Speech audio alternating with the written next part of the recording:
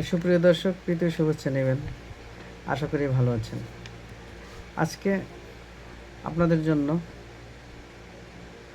একেবারে প্র্যাকটিক্যালি কীভাবে বিএস খতিয়ান থেকে অংশ অনুযায়ী জমি বের করতে হয় সেটা দেখাবো। তো দেখতে থাকুন। প্রিয় দর্শক, এই একটা বিএস খতিয়ান। এখানে অবশ্যই আপনারা খেয়াল করবেন যে রেকর্ডের মালিকের সামনে, যেমন জয়নাল খান, তার নামের সামনে 127 অংশ লেখা আছে।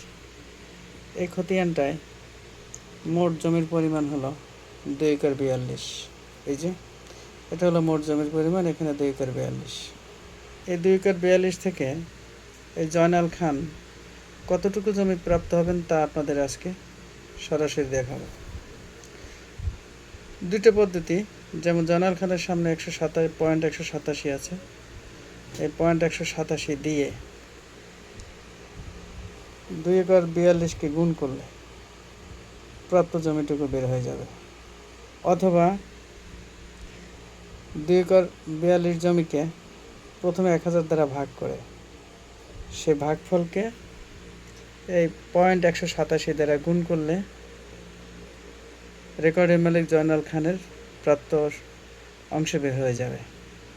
এভাবে আপনারা অন্যান্য রেকর্ডের মালিকের জমি অংশ মোতাবেক কতটুকু প্রাপ্ত হবে বের করতে পারবেন। তো বন্ধুরা, ভিডিওটি কেমন লাগলো অবশ্যই কমেন্টস করে জানাবেন। আর ভূমি সংক্রান্ত কোনো জটিলতা অথবা কোনো কিছু জানার থাকলে অবশ্যই কমেন্টসের মাধ্যমে জানাবেন। আর ভালো লাগলে আমার চ্যানেলটি শেয়ার এবং সাবস্ক্রাইব করে দিবেন। ধন্যবাদ।